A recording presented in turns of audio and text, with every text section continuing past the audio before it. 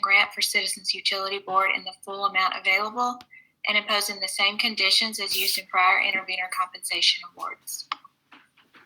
Move we approve the notices of investigation associated with agenda items 2 through 7. Second. All in favor? Aye. Aye. For agenda item 8, docket 1 IC 2021, I move we approve a grant of the intervenor compensation to the Citizens Utility Board in the full amount, and also impose the same conditions as imposed during the last grant award, and order staff to draft an order consistent with the discussion. Second. All in favor? Aye. Aye. Aye. Okay, that brings us to our one discussion item for today, which is docket 9709-FG-2020. And this particular docket, Commissioner Huebner is going to lead the discussion. So Commissioner Huebner, I will throw it over to you. All right, thank you, Chairperson Bach. The background of this program starts in 2009 when the U.S. Department of Energy issued American Recovery and Reinvestment Act funds through the state energy program to every state and territory. And Wisconsin received approximately $55 million. And with those dollars, Wisconsin established the Clean Energy Manufacturing Revolving Loan Fund. And since 2009, the principal and interest from many of those loans have been repaid, and additional repayments continue to accrue. When faced with the decision for what to do with the repaid and available dollars, the Commission in 2017 decided to repurpose the available funds into a grant program, the Energy Innovation Grant Program, and in 2018 issued a $5 million round of funding. With the need for energy innovation continuing to grow and the first round mostly under our belt, and with a number of lessons learned, our goal here today is to set the program's parameters for the next year so our Office of Energy Innovation can issue a new request for proposals seeking applicants to apply for this funding. So we'll go through these items one by one as laid out in the memo, and they include the eligible applicants, the budget, and eligible activities. Just a quick note on the calendar, the goal is to have the grantee application submitted this fall and by early 2021, complete the review and commission approval in spring of 2021, and then have the projects implemented over a 12-month period after receiving their awards. We received a number of public comments, and I want to thank each of the commenters for bringing their various experiences and areas of expertise to the program. So with that background, I wanted to just make a few other opening comments of my opinions, and then allow my colleagues to do the same. So as I worked with staff in my role as delegated commissioner on this program design, I kept coming back to the phrasing of energy innovation for the program. And I believe it's important that this program funds things beyond what Focus on Energy can fund to fill in gaps that Focus currently doesn't fund. I think our categories of energy storage and electric vehicles are two really important. We know those technologies are coming, and the more we get them, the sooner we'll be able to understand all the ways that they can them. However, we want to support a variety of customers and diverse end users as well. And so I came into this with seeing those two objectives: one, spurring innovation, and two, supporting a diversity of customers. And I think the program outlined by staff here generally strikes that balance. So, Chairperson Bach, do you have any opening remarks or thoughts? Thanks, Commissioner Huebner.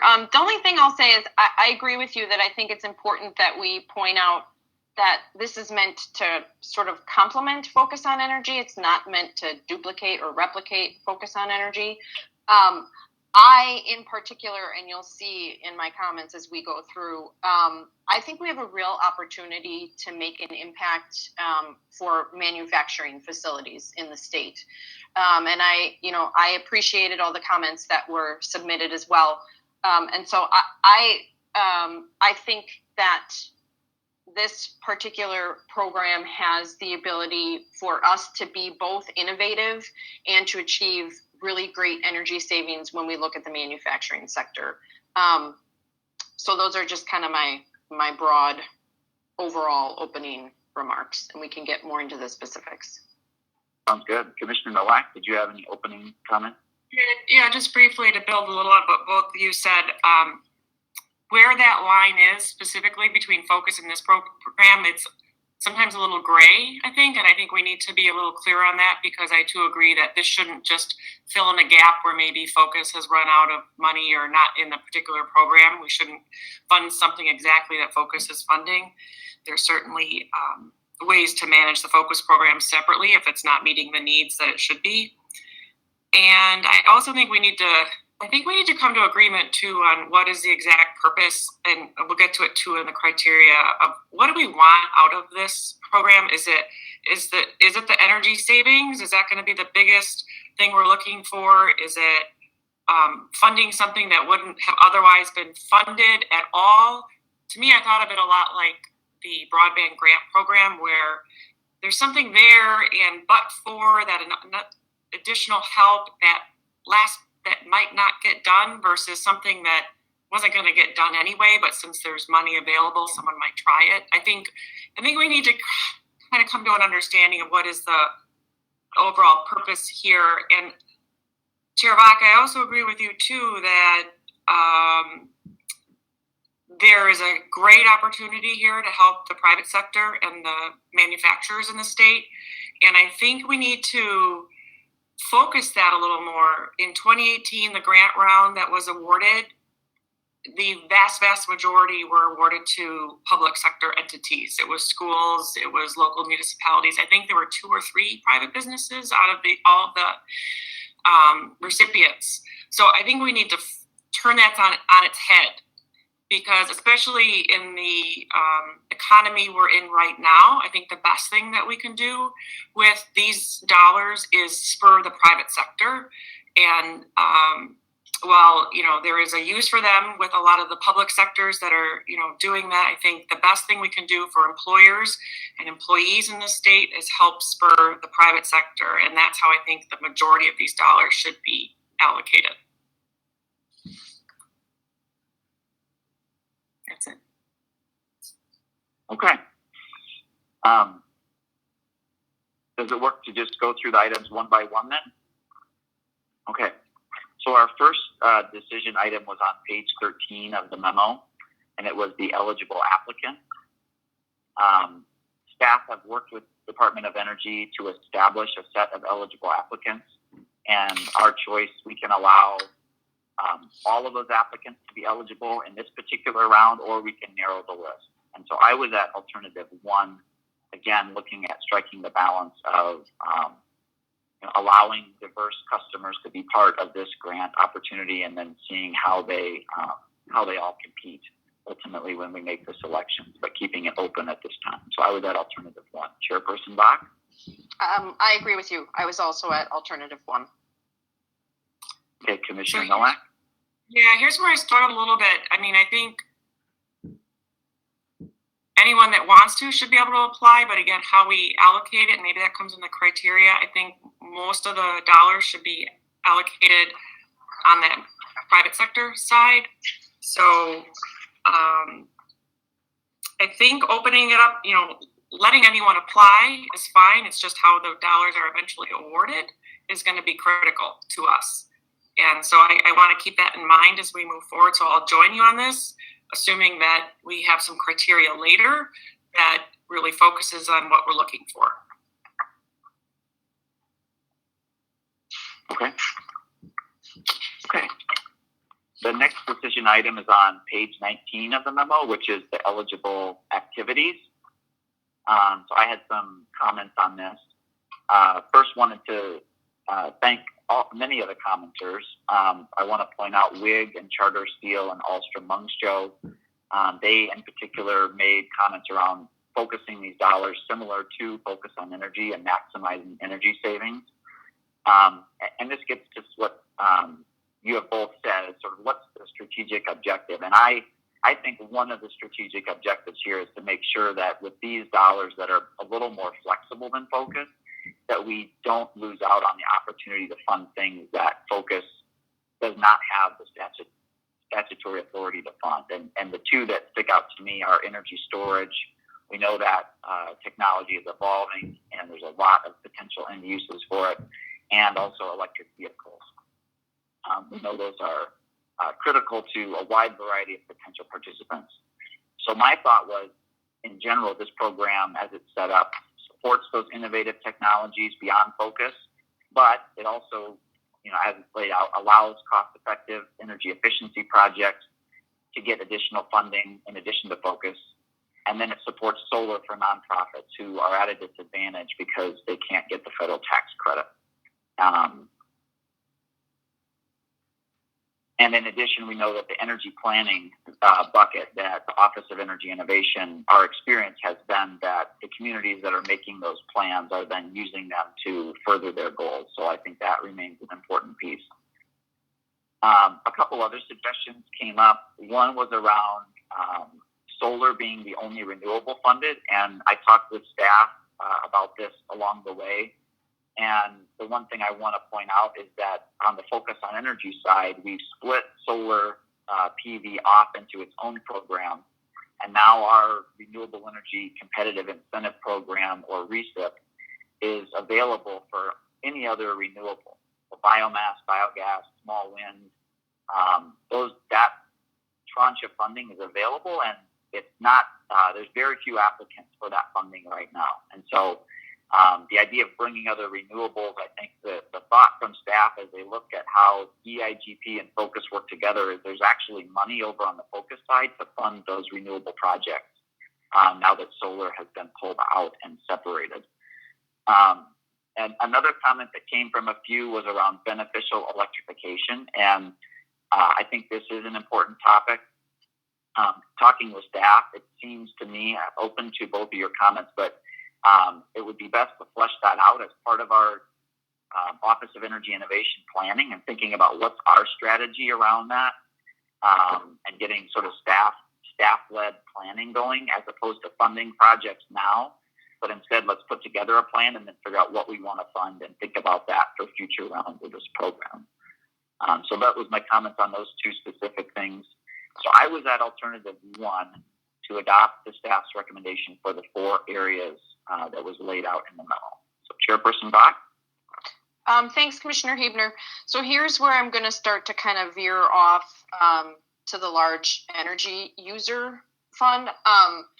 And Commissioner Nowak, you mentioned sort of economic stimulus, and that is the lens through which I'm looking at this.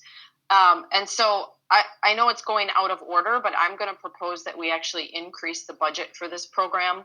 And the reason I think we can and I think we should increase the overall budget is that I think we're in a very unique situation where the need for economic stimulus, particularly for large energy users, is so apparent right now. And that the timing of this grant program affords us an opportunity to really work on not just innovation, but stimulus. The other thing, so when I look in particular at activity 2, energy efficiency and demand response, I think that Charter's comments had merit about potentially putting the maximum amount at a percentage. I would also increase the amount so that the large energy users have the ability to go after this funding for some of their projects. And Focus doesn't do demand resource projects. So for me, that was a big factor. So I was okay with the solar and energy storage for the reasons that you mentioned, Commissioner Huebner, and also for the EV and the energy planning. I think that those are reasonable amounts, and I think that those are reasonable activities. But I would actually increase energy efficiency demand response. I would put more dollars in that pot in general. And like I said, I know I'm going out of order, so maybe we get to that later. But I would increase the maximum grant amount to either $750,000 or to a percentage. And again, that's because I think that the process efficiency that's called out in that activity 2 was meant to assist these large energy customers, especially manufacturers. And so when we're talking about things like heat recovery, I think you can potentially get a lot of bang for your buck. So that would put me at alternative 2, I suppose, because I would modify activity 2 to either increase it to 750,000 or the percentage. I was fine with activities 1, 3, and 4. Okay, these all start to kind of blend together with the funding amounts. And I did think we received good comments from everybody, really. And yeah, Charter had some good comments, and so the Paper Council and WIG and everyone. I thought they were all helpful. And let me just start with, I'm a little different on the solar and energy storage part from where you guys are at. First, I initially thought was, why are we pulling solar out? And there were comments about it too. It's like, why not include every type of renewable that's defined under 196.378? Then you're leaving out hydro, and I know that's all funded by Focus, but so is solar. So I'm not sure that we should pick a type of resource. I don't think that we should limit it. They're all in, or none of them get in under this program. Storage, I think, is the key part of this program. So I'm 100% keeping anything that combines any type of renewable resource with energy storage. I'm not wedded to that argument that, well, because, those in that market, what we've referred to in the draft as the mush market, they deserve to be singled out because they can't get the federal tax credit for it. Well, that was for a reason. I mean, that was a policy choice, and I don't see that as a loophole. I see it as that was the reason why Congress made it that way.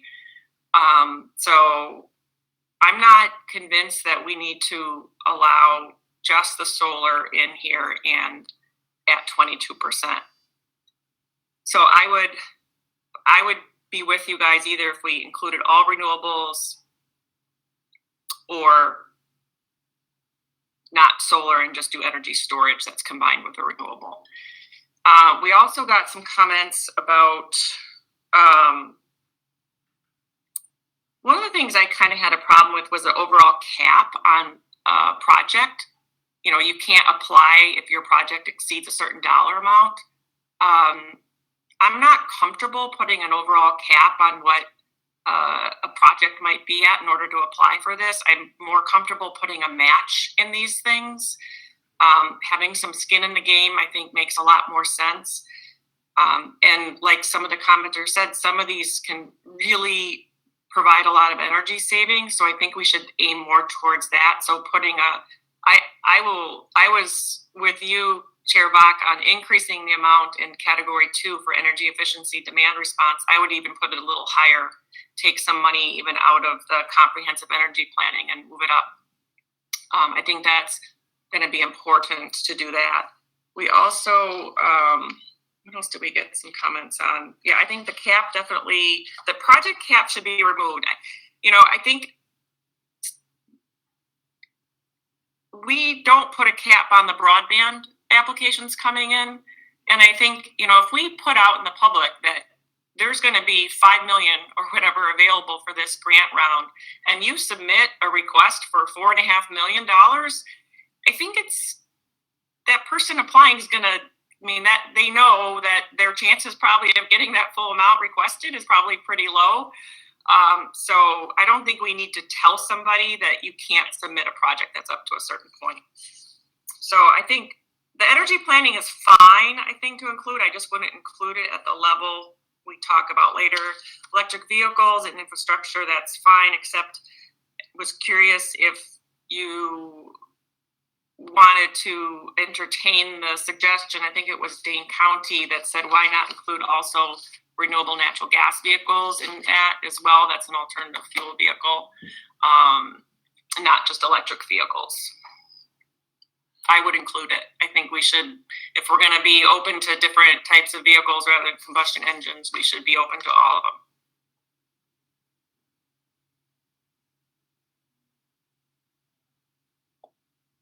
Commissioner Huebner, Okay. do you? Yeah, What are your let's thoughts try on all renewables? Yeah. Yeah, let's try to take these one at a time. So, yeah, we can start there on the all renewables question. I mean, my thought had been that we've got focus, and we know that historically solar was overwhelming that reset process, and because of that, the commission made the choice to pull it entirely out of reset, and there's still about $750,000 annually that's in that reset program for the other renewables. My thought is, and this would be a separate conversation about making sure that I thought the comments were good, that, you know, all things that are defined as renewable should be allowed under that focus reset program. And I'm not sure that at this point they are. In particular, I'm not sure that hydro is necessarily called out as a resource there. I think biomass, biogas, those all are. So I think that's ultimately a separate decision that would need to be made on focus. But my thought was,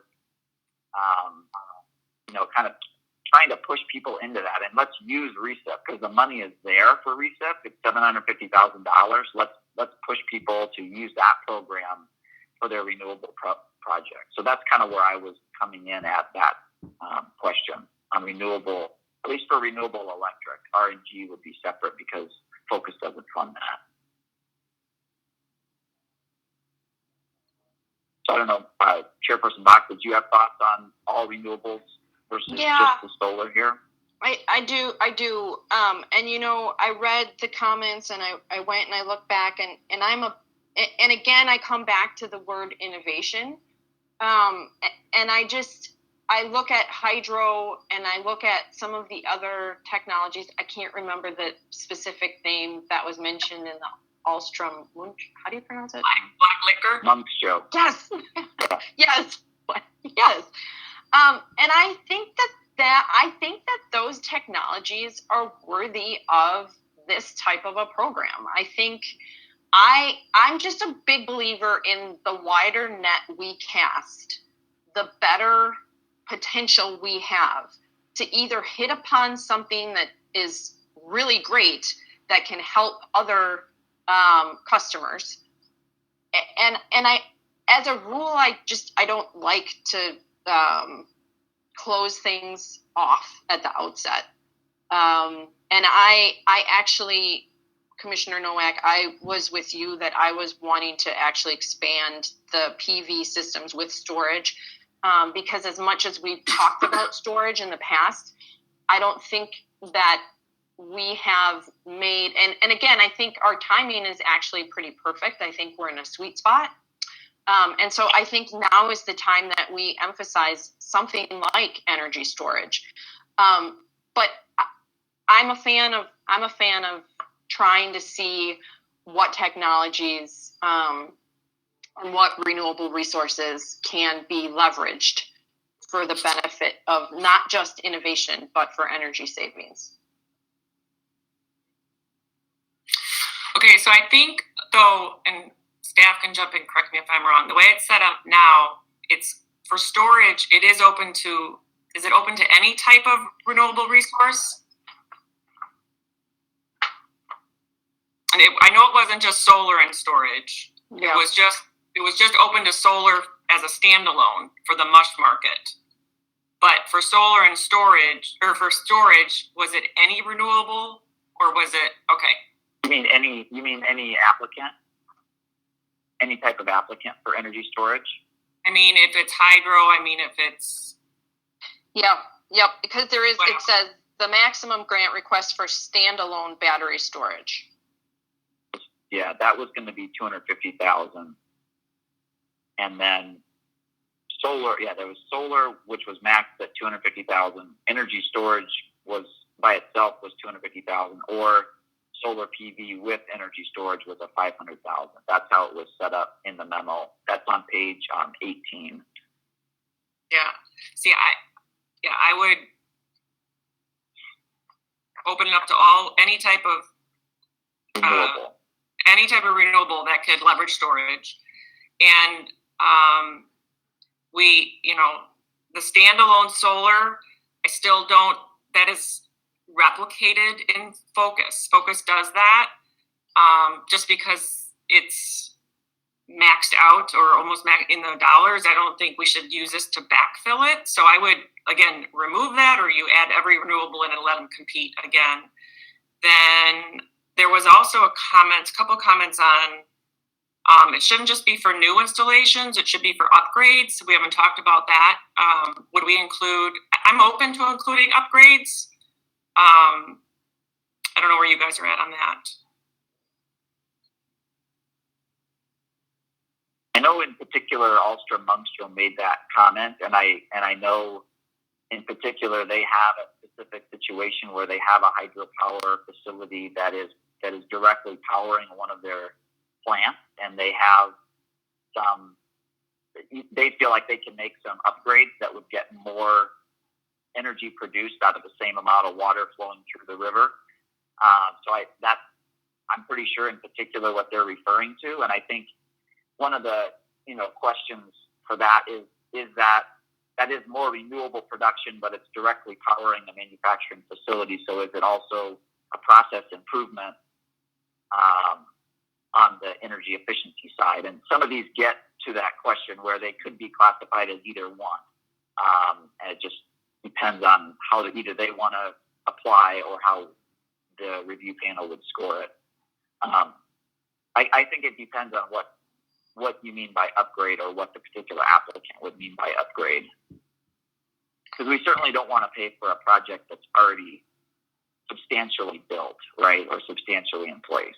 So, yeah, I'll just kind of reiterate my thought, and that is the wider the net, the better. So I'd be in favor of opening it up to all renewables and allowing solar to compete. I wouldn't kick the solar projects necessarily out of hand, but I would open up the category to all renewable plus energy storage. And then for process improvement, I think that's why we have experts who ultimately score the proposals, right? I mean, right. So we can sit here and come up with hypotheticals, but at the end of the day, if we have robust scoring criteria, that should sort of, the cream should then rise to the top in terms of what are the best projects to fund. So Chair Bach, so I'm hearing that you both want to include all renewables. As it pertains to solar, would you allow solar to be eligible for for-profit entities, or would you sort of still restrict that to only nonprofits as this original memo is laid out? I would allow all entities, and for me, it's because we're in the middle of a pandemic, and I think we are sitting in a very unique time right now. That again, I would allow any applicant, not just mush. And there should have been an over under when the first time we said mush in this. Yeah, right. Mm-hmm. So I'm hearing that and I will join you both on allowing other renewables in here, but I would dissent and only allow solar PV for nonprofits. And I think there was some comments that described how essentially for-profit entities, between tax credits, depreciation, and everything, can get 50 to 60% of their solar project paid for, and nonprofits can get about 10 or 12% out of Focus. So my thought would be solar PV should be only for them, but I hear there's 2 votes for allowing the manufacturing sector to also do solar. So I think we've covered the renewable question. There was others that were brought up here. One was around RNG vehicles in the transportation sector. Chairperson Bach, did you have thoughts on that? I don't really. I'd like to hear your thoughts. I would include it. I think one of the hesitations from staff was trying to align transportation with a lower carbon future. And so I think the key for me would be, RNG projects I would allow. I would not allow other alternative fuels that are carbon based, like propane. So I would allow RNG, but not fossil fuel transportation projects. Yeah, and I think that aligns with the overall purpose of the program, right? I mean, we're one of the end goals is to reduce carbon emissions. So I'd be okay with that. So you'd open it to RNG, but not other types of fuels.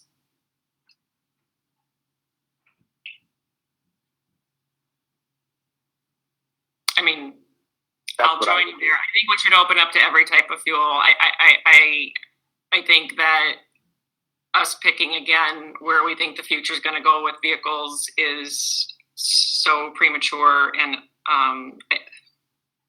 but if we open it up a little bit, I can live with that. Okay. So then going back to they kind of broke this up to help us, but it does all mush together. So I heard both of you wanted to increase the maximum grant request specifically for the energy efficiency and demand response section. And there may have been one of you or perhaps both also suggesting that there should not be any maximum grant caps. Program cap. Program. Okay. So my thought on the program caps was, again, I think that it's helpful. I know last round one of the big difficulties was that some really large projects were applied for, and there's some really small projects, and it's hard to compare apples to apples. And so I know that's why this time they sectioned it out into these different buckets so that they can compete apples to apples. And then the next question is, well, making sure that you don't, at the end of the day, sort of fund, let's say, one big $5 million project, and then there's no funding left for anything else. And so that's why they suggested maximums within each bucket. So I think it's helpful to have a maximum just so that we sort of are sure at the end of the day that there's funding available for all the different categories that we've set out. So I guess I would keep in the maximum grant requests for activities 1, 3, and 4, the renewables and storage, the electric vehicles, and the energy planning. But I'm open to increasing the maximum grant request for the efficiency and demand response if that's. And you both can override me too, of course. You think there should be no limit if you both think that. So that's kind of where I'm at. I mean, I do agree that there should be project caps, right? I mean, that's something different. So the project cap is where staff pointed out that back in 2018, they received multiple projects that differed by millions of dollars. And that's to your point, Commissioner Huebner, right? That then it's hard to compare apples to apples. But Commissioner Nowak, I think you were talking about the maximum per activity. Well, both. I think so. This kind of goes to what's the overall goal of the program. Is it to find the most energy efficiency savings? It might be we get a really great project that is $1 million, but it's an amazing amount of savings. Or do we just want to fund the most number of projects with the dollars available? Those are different goals that I think set here.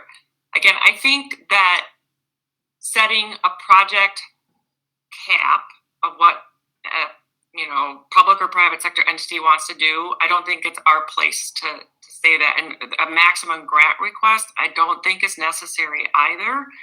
I think it's more we should put a match request in there. Putting a maximum amount that we can award or that someone can request limits our discussion. And I guess I don't buy that, we have to almost save ourselves from awarding one company or one entity, 95% of the dollars. I think when we review the projects, we'll come to that. I don't think we need to be self-limiting in that way. So I think that grant request, while you're not comparing apples to apples as far as size of the grant request. If you get a $400,000 one and a $40,000 one, the criteria helps you get to the answer. Again, we do it in broadband where we see $10,000 requests and we see $5 million requests. And we're driven by the criteria that we apply to those grant requests. And I just don't think we should be self-limiting ourselves or the applicants when they come in. So I would remove the maximum grant requests.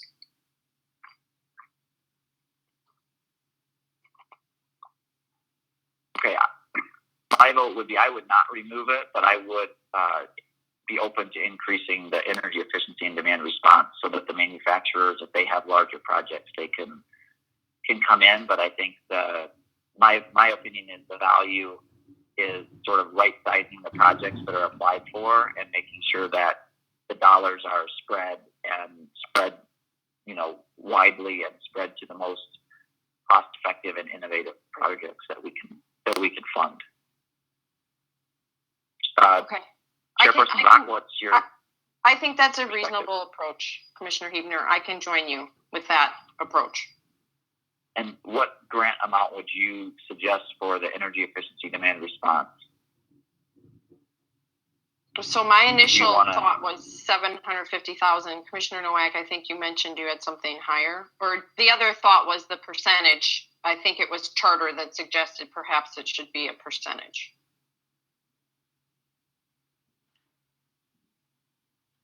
Yeah, you could do, $750,000 or $1 million up to, 50% of the project cost, whichever is greater. Yep. I think that's a good idea. Which number would you pick, Chair? I would pick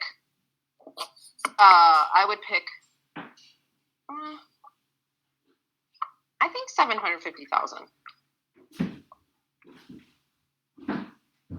Again, that's the cap on the grant request you're putting on there. Right. Right.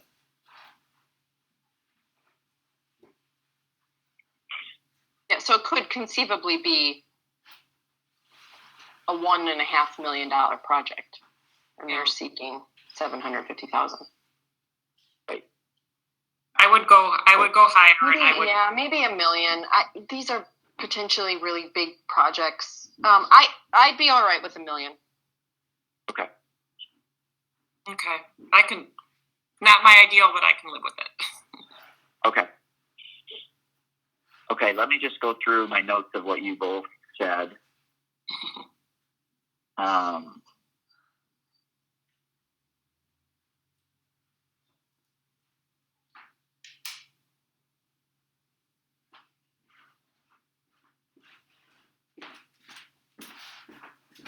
Okay, I think we've covered your comments, but I guess I'll make sure before we move on. Madam Chair, did you have any other comments about the 4 specific activities? And then we will get to the overall budget later, but did you have any other activities you wanted to add or take away? I do not. Yeah, I think you covered all of them. Thank you. Okay. And Commissioner Nowak? Not right now. Okay. If I could, just to make sure we're all clear before we this item, let me try to summarize where I think we're at. And I'm going to use by reference that activity table. So for activity number 1, I heard that we are basically striking solar and replacing it with renewables and energy storage.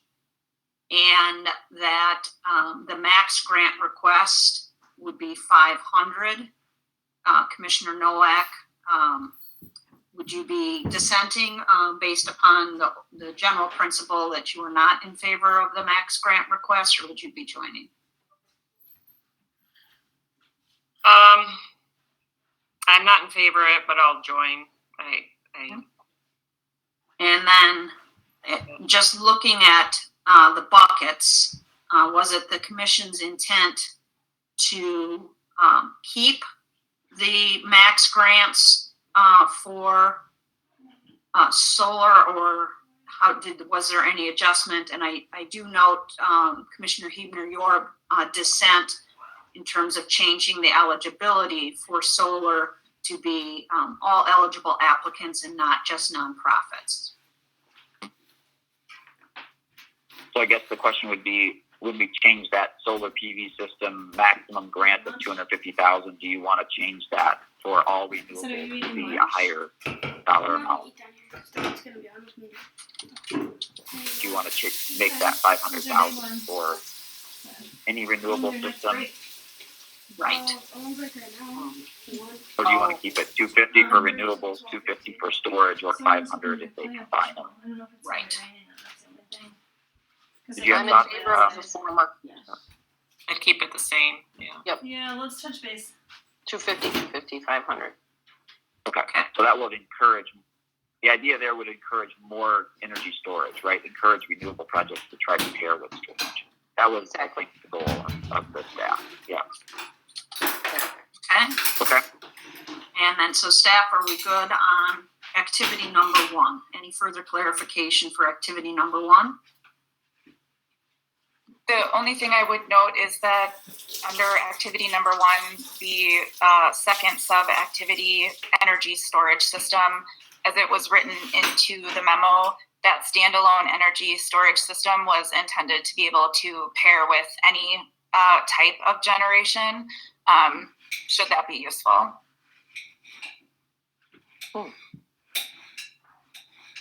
Okay, so if the goal is to be spurring more projects that have storage, then it might make sense to up that.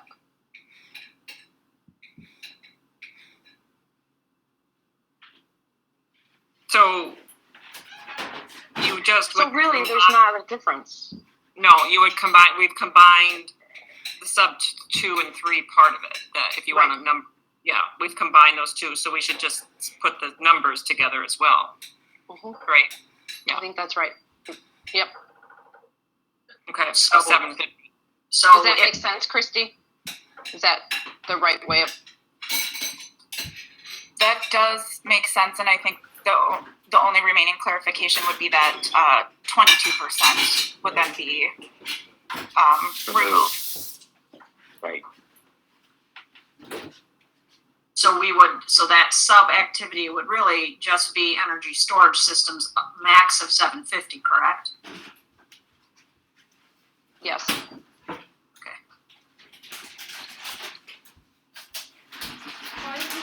So what are the dollar amounts? Reading I now, got it from Mark. So we maximum have, grant request. All this stuff. well, so now the maximum grant request would be under activity 1 would be 750, wouldn't it? Yeah. Yes. So it's up to 500,000 for a renewable system, and it's up to 250 for storage, All right, love you. or Go 750 down if to it's the combined. 750. When Okay. it's necessary. Don't forget to stir that before you put it in the microwave. Okay. And put it on a plate so when it boils over. So I'm sorry, so it's 500 max for just renewables and 750 if it's a combined with storage. Yes.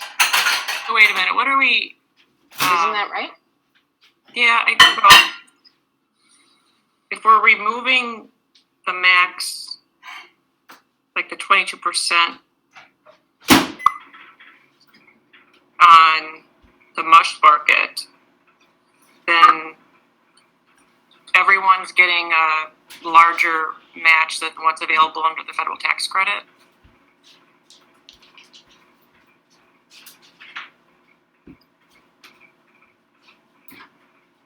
Well, right. I mean, I guess if you don't have that 22%, then any applicant would apply for whatever percentage they would have to play that game, I guess, as they call it, of guessing sort of, well, how much do I really need to make my project go, and what percentage makes my project most competitive. So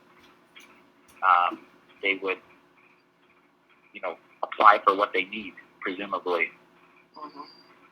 So I would suggest that in the effort to again spur more of the private sector applications here, we keep for the mush market the max at 22% and 50% for all others.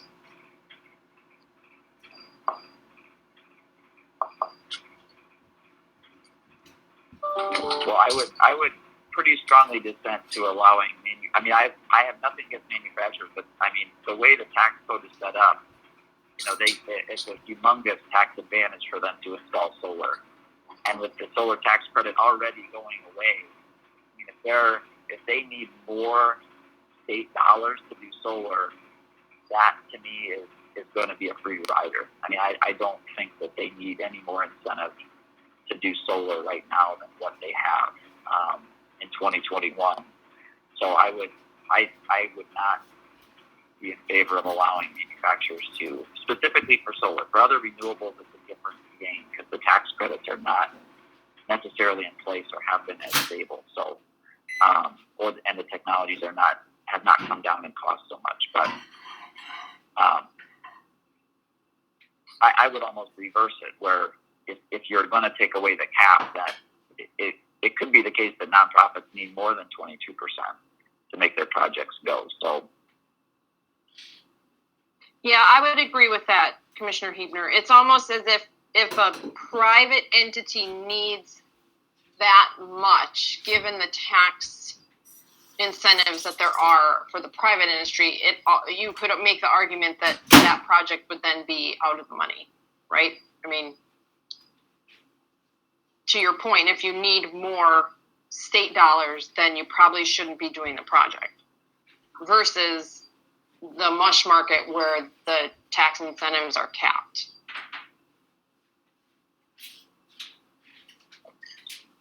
Well, I will disagree, but yeah. I thought, Commissioner Huebner, I heard you almost going to the maybe part of joining me in advocating for the elimination of the tax credit for solar, since it's not necessary anymore. I thought I heard you almost going down that road. You're getting me a little excited. I don't think I have a comment on that at this point, but it is phasing away. It is phasing away, and the reality is it is a tremendous incentive for for-profit entities that nonprofits, just because they don't pay taxes, right. They do not have that incentive.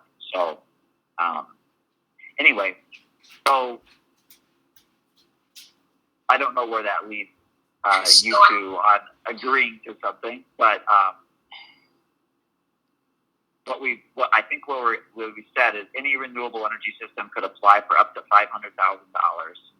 Any energy storage system could apply for up to $250,000. Or if you have a renewable and storage system, you could apply for up to $750,000. And I guess the next step then would be, do you want to cap or have a matching requirement for those, or just leave it open? I'm sorry, can we just come back to where we left with the solar? I think I heard that we were still going to make a distinction, or weren't we, within the renewables, that it was up to 500 for renewables only, but for solar PV, we were going to have, I thought I heard 2 for the 20, limiting it, that particular renewable, to 22% or up to 250. Yes, because we're limiting for the private sector solar projects.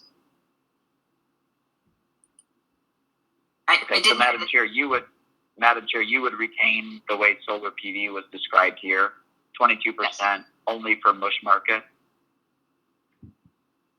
or you would allow manufacturers to also get a 22% incentive for solar? I would allow the manufacturer up to the 22%. Okay. Okay, so, again, I hate to beat a dead horse, but I just want to be clear. So 500K max for renewables except solar. Solar is for both nonprofit and for-profit entities, a cap of 22% or up to 250. Commissioner Heberner agreeing on the cap, but dissenting on the inclusion of the for-profit entity. Storage only systems at 250 cap, and combined renewable with storage 750. And Commissioner Nowak, did I miss any dissent from you in the description? I would I would not do a hard cap and just go straight to, percentage matches for everybody, but, I understand there's not the votes to do that, so I think with the other stuff, I can live with it. We'll see how it works. See how it works. Okay, so I think we're set, staff, on activity 1 for energy efficiency and demand response. Did I hear 3 votes to increase that amount to 1 million? Again, and that's sort of contingent perhaps on a later discussion relating to the budget. Yes. Right. With a 50%, cap, I think is what Commissioner Nowak suggested. 50% match. I thought you said that. Do I have? Well, I would do one or the other. So not a match. I don't think we should do a cap and a match. I think we should do a one or the other here. Right. So I was starting at the cap, but then if we, no, I'm sorry. I was starting at the match, but then given that I think we all agreed on $1 million, then I'm fine with just the $1 million. Okay. Everybody okay with 1 million for number 2? Okay. Moving to number 3, I heard an inclusion for Rng projects, and would pose whether or not there would be any max grant cap applicable to those.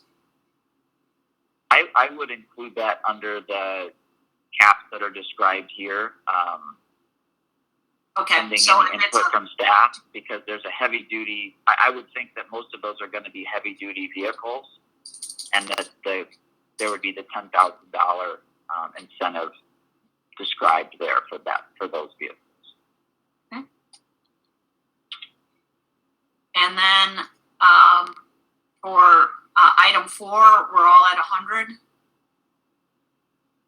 And again, maybe that is contingent upon some discussion later on the overall budget.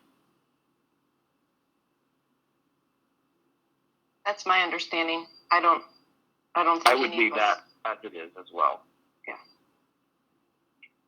I mean, it seems awfully high to me, but let's see what comes in. I think this is the least of the priorities of these things. I think this is the least priority. All right, I think we are all good, staff. Can we move on to the next set of issues? And again, I'm sorry for belaboring that, but there was a lot of moving parts there. We just wanted to make sure we had it. Better now than The minutes. right. Okay. Thank. So our next decision is on page 21, the overall budget for this round.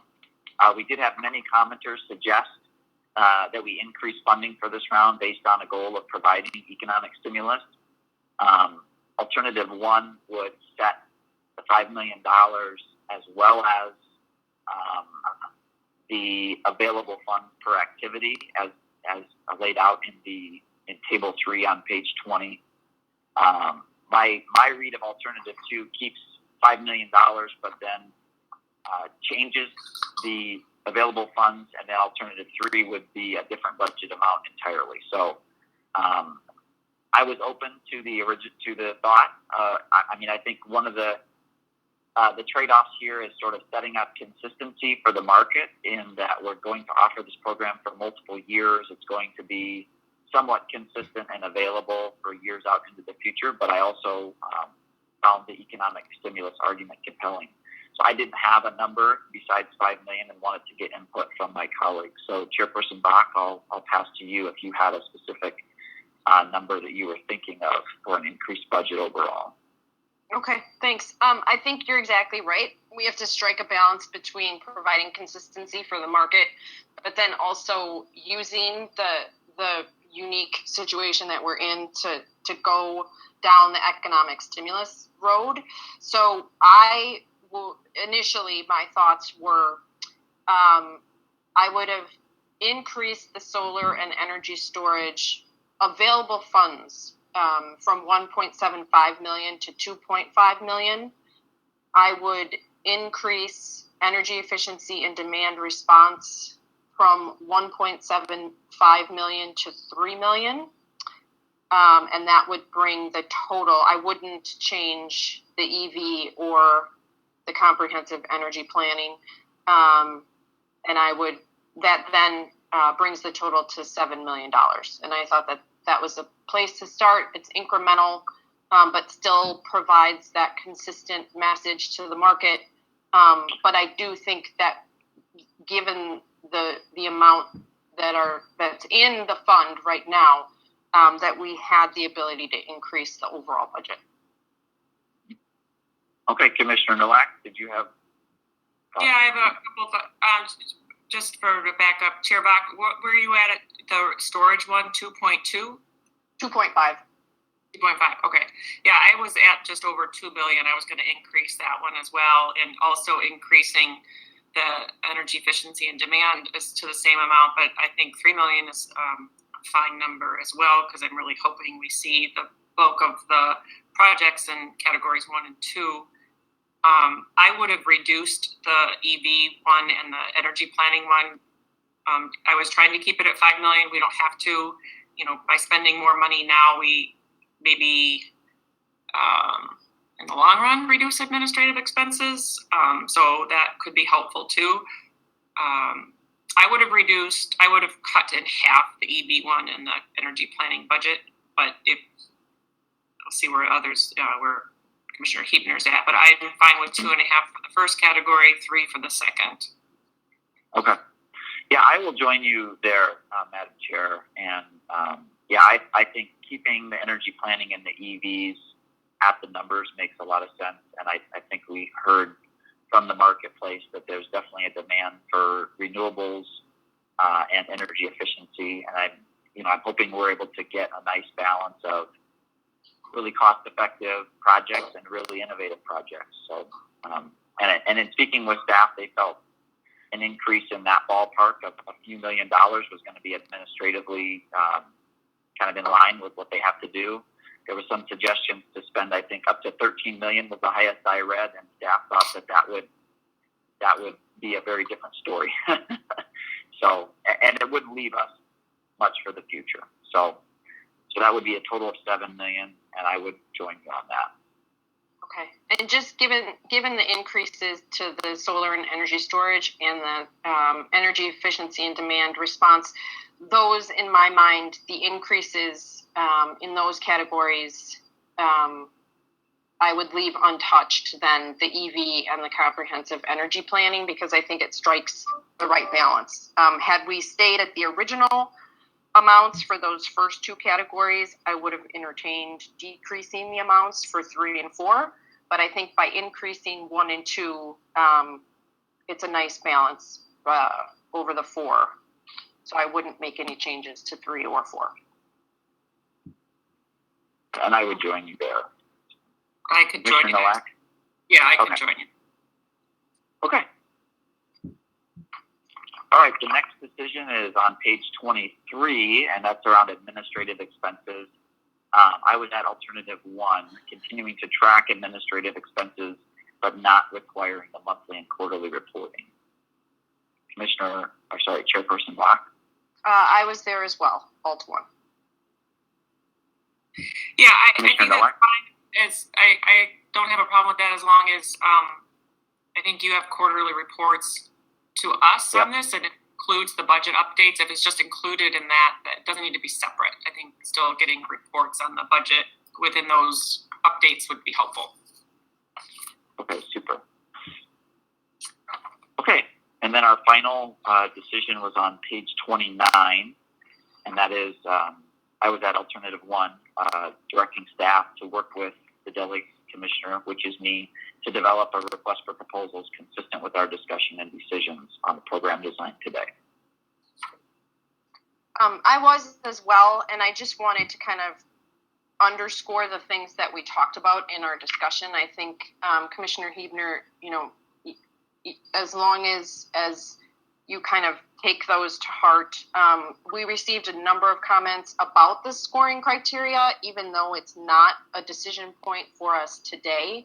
But there was a considerable amount of comments centered around the fact that we really should be focused on net energy savings metrics, and then we also talked about innovation and sort of making sure that we're not just backfilling focus. So I'm at alt 1, and I think the conversation we had today can serve as a useful guide as you go back and work with staff. So alt 1 for me.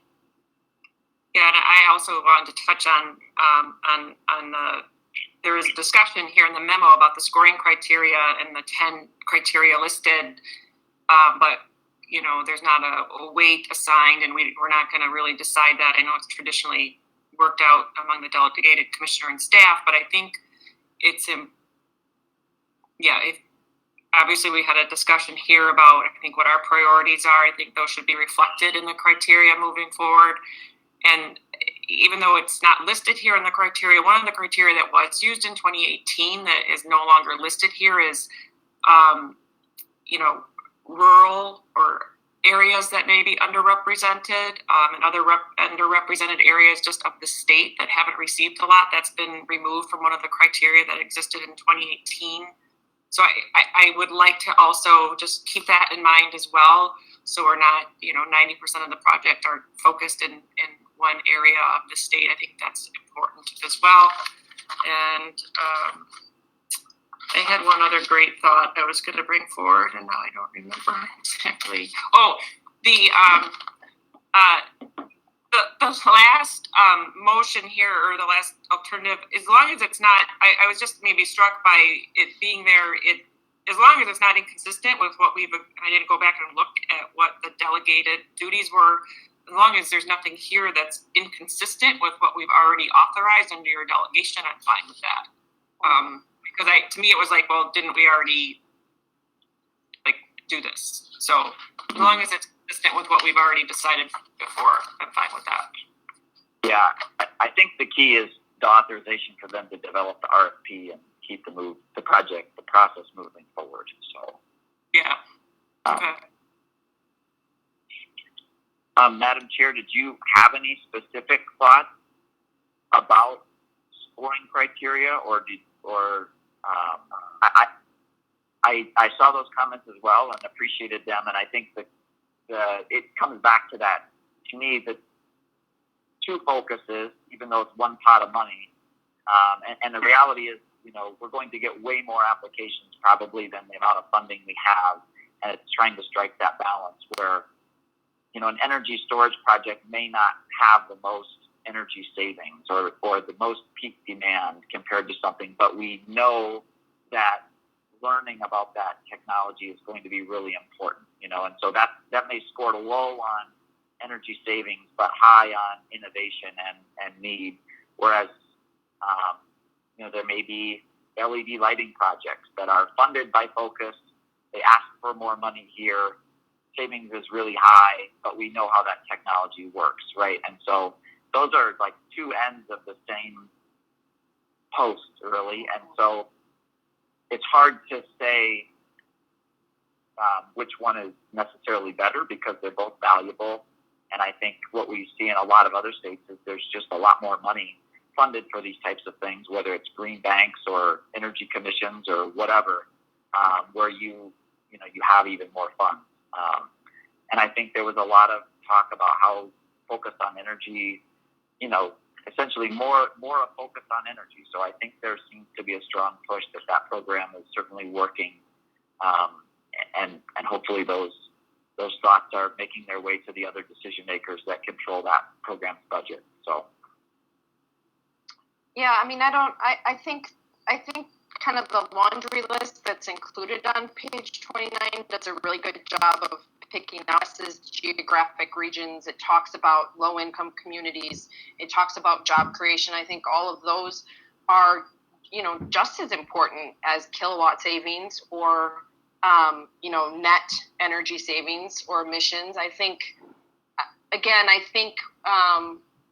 when we put together a panel of experts, I wouldn't necessarily advocate for binding them to, only 3 criteria or 4 scoring criteria, because I think if one project has the ability to create 25 jobs in an economically disadvantaged area, and it's the same type of a project that is just an upgrade for a different facility, I would think that would garner, 1 or 2 extra points at least.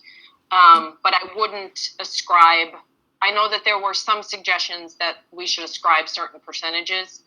I wouldn't necessarily go that far, but I think that the discussion and the list of the merit review scoring criteria is pretty darn comprehensive. And I think that as long as those criteria are included, I think we're going to end up with some really good projects. Yeah.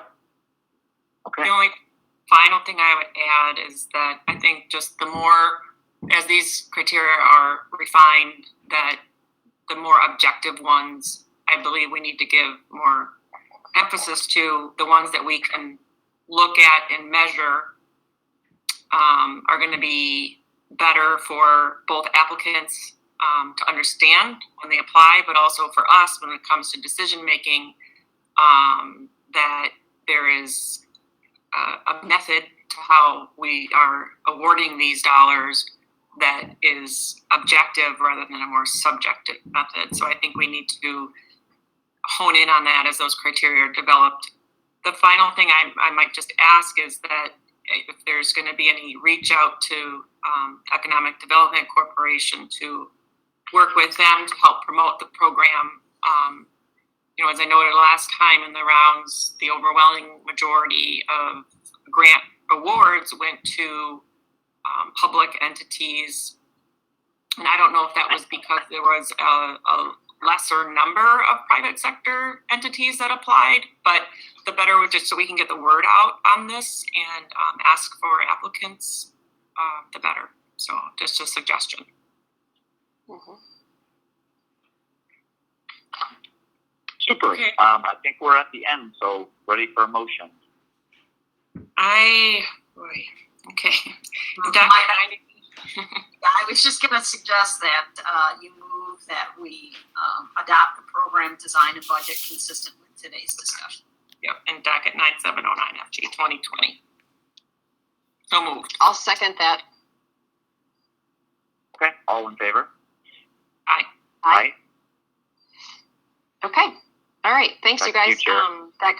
That concludes our official business for today. Our next open meeting is scheduled for Thursday, September 17th, 2020 at 10:30 a.m.